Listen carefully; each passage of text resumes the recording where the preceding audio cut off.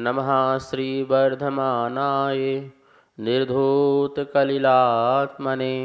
सालोकानां त्रिलोकानां यद्विद्यादर्पणायते। रत्नकुंडक साहब परम मांगलिक ग्रंथ है। आचार्य समंत भट्ट स्वामी द्वारा यह दूसरी तीसरी शताब्दी में लिखा गया है। इसमें 150 श्लोक है। संस्कृत इसकी भाषा है। सम्यक दर्शन, सम्यक ज्ञान, सम्यक चारित्र, संलेखना और श्रावक के 11 पदों की चर्चा की गई है। 8 अंगों की बात चल रही थी और उसमें प्रसिद्ध जो भी हुए हैं उनकी कहानियाँ चल रही थी। कल अंजन चोर की कहानी देखी थी, निशंकित अंग की। आज निकांक्षित अंग, जिसमें अनंतमती जो है बहुत ही प्रसिद्धि को प्राप्त हुई। अनंतमती जिसने ब्रह्मचर्य व्रत का पालन करके संसार की समस्त आकांक्षाओं को छोड़ते हुए निकांक्षित अंग का पालन करते हुए आर्यिका बन करके देव पर्याय को प्राप्त होकर के परंपरा से मोक्ष को प्राप्त हुई। ऐसी अनंतमती की कथा जो बड़ी ही प्रेरणादायक है और जिसे सुनकर के हमारा सम्यक दर्शन भी बहुत निर्मल होता है। यह कहानी अंग देश की है। अंग देश की राजधानी चंपापुर सभी जानते हैं। आप दर्शन करने भी जाते हैं चंपापुर। वही चंपापुर जो आज बिहार में है, वो अंग देश की राजधानी चंपापुर थी। और वहाँ के राजा वसुवर्धन थे और उनका एक पुत्र था जिसका नाम था प्रियदत्त। उनकी माँ का नाम, प्रियदत्त की माँ का नाम लक्ष्मीवती, मतलब राजा वसुवर्धन और उनकी पत्नी लक्ष्मीपति। और उन दोनों के एक पुत्र बहुत सुंदर प्रियदत्त नाम का पुत्र था। उसकी जो शादी थी अंगवती नाम की रानी से हुई और उन दोनों की पुत्री हुई अनंतमती। मतलब अनंतमती के पिता का नाम प्रियदत्त और माता का नाम अंगवती था। दोनों ही धर्मात्मा थे, प्रियदत्त और अंगवती, जिन्हें भगवान के दर्शन, पूजन, पाठ, अभिषेक करना। अष्टानिका पर्व आया हुआ था। अष्टानिका पर्व में उन्होंने नंदीश्वर दीप विधान आदि रचाया हुआ था। महामुनिराज वहाँ धर्म कीर्ति, आचार्य धर्म कीर्ति महाराज जी वहाँ पर आए हुए थे। अष्टानिका पर्व में प्रियदत्त और अंगवती ने मुनिराज से नियम लिया था ब्रह्मचर्य व्रत का।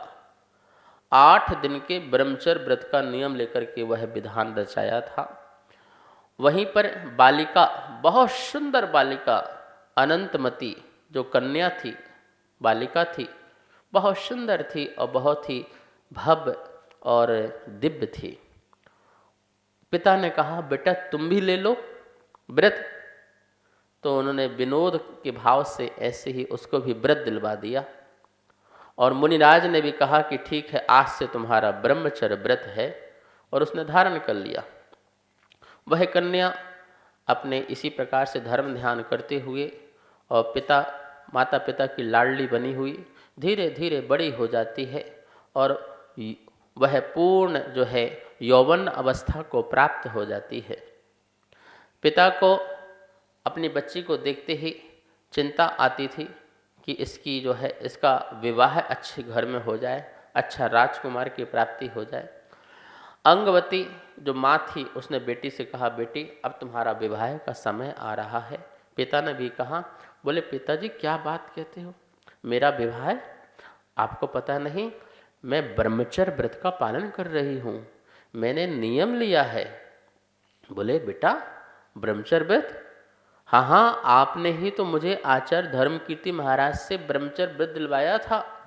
बोले बेटा वो तो ऐसे ही था, खेल खेल में बोल दिया था, विनोद था और वो 8 दिन का था। बोले नहीं, जब मैंने ब्रह्मचर्य व्रत लिया था तो ना तो आचार्य भगवान ने कहा था कि इतने समय का है और ना मैंने अपने मन में लिया था। मैंने तो आजीवन ब्रह्मचर्य व्रत का पालन करने का भाव रखा और अब मैं इस नियम को तोड़ नहीं सकती। बहुत समझाया ऐन केन प्रकारेण, लेकिन उसने समझा नहीं। जब देखा कि पिताजी और माँ ने कि ये बेटी समझने वाली नहीं है तो उन्होंने उसके व्रत के पालन करने के लिए कहा ठीक है बेटा अपने व्रत का पालन करना।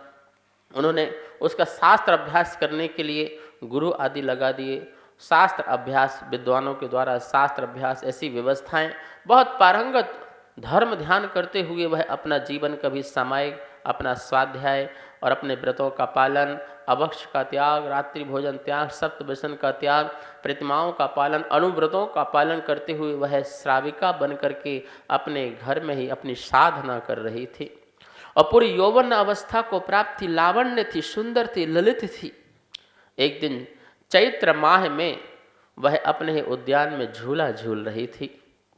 चैत्र का महीना होता ही ऐसा है, सुहावना मौसम होता है।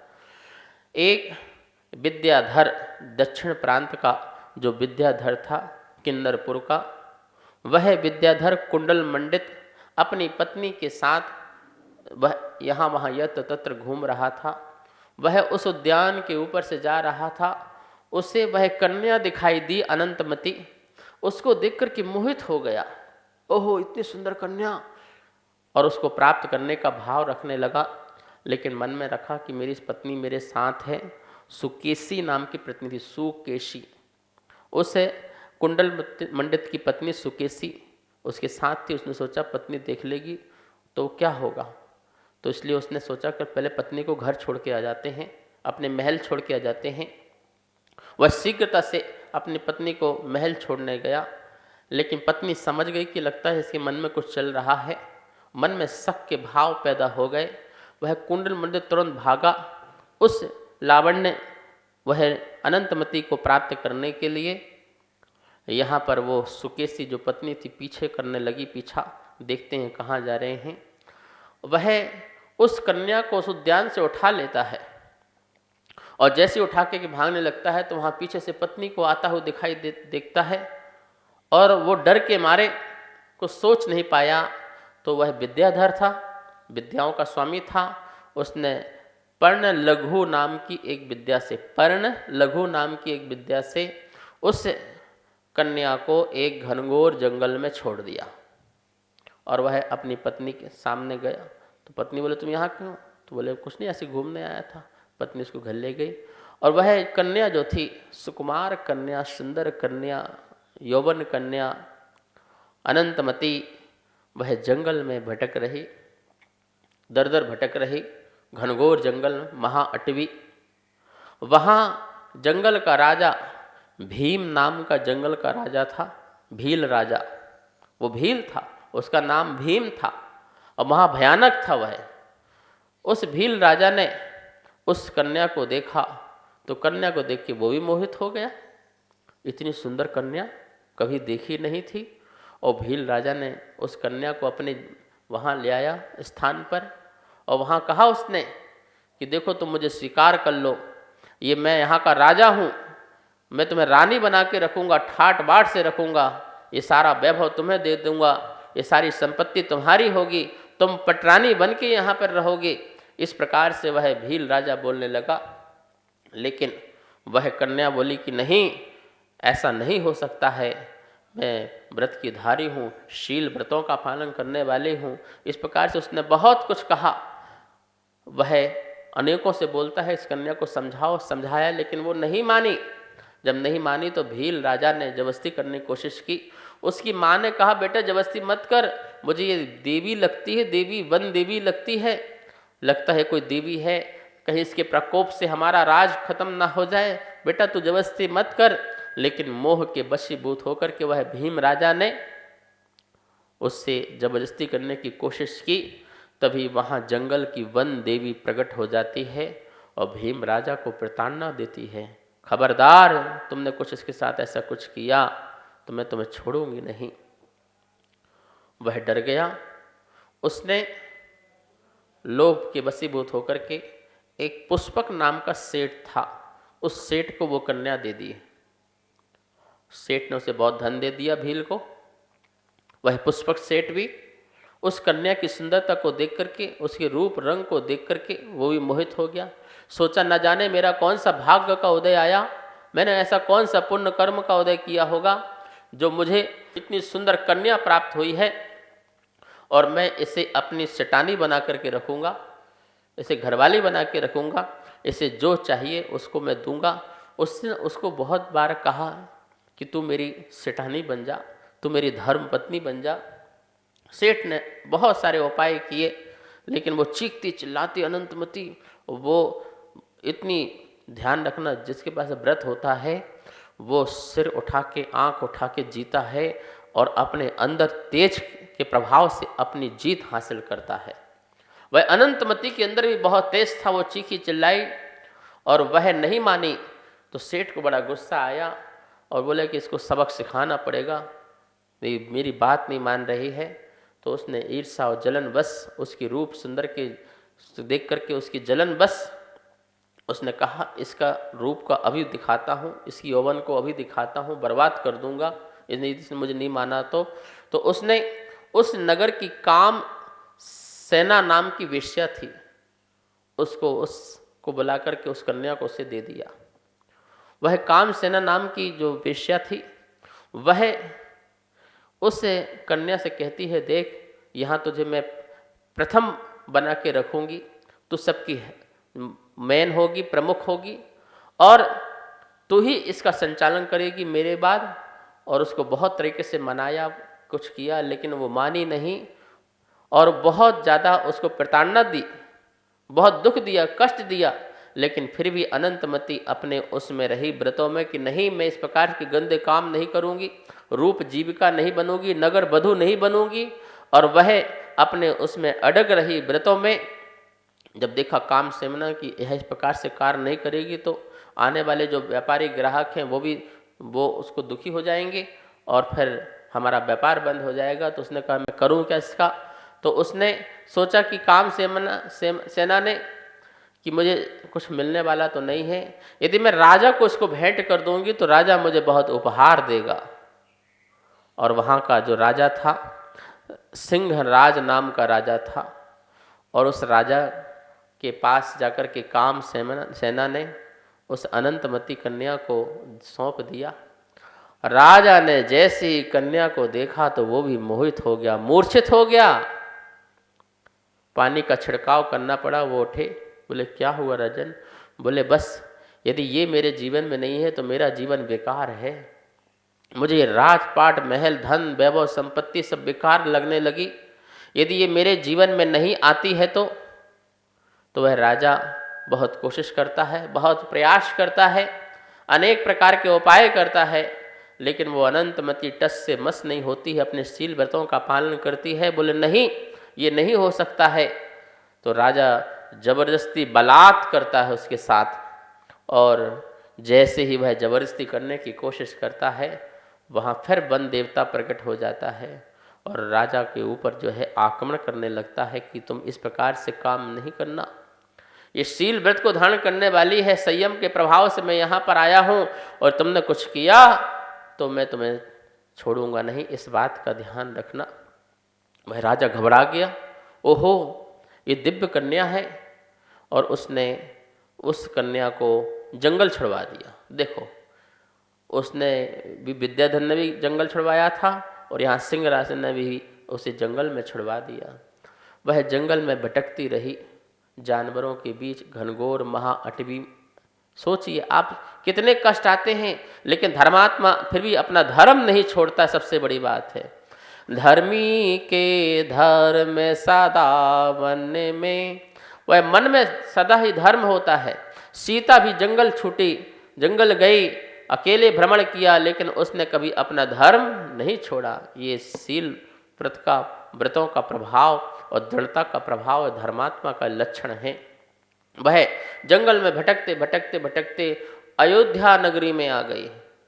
अयोध्या नगरी में उसे एक आरिका मिल गई जिनका नाम पद्मश्री और किसी शास्त्र में कमलश्री, दोनों अर्थ एक ही हैं।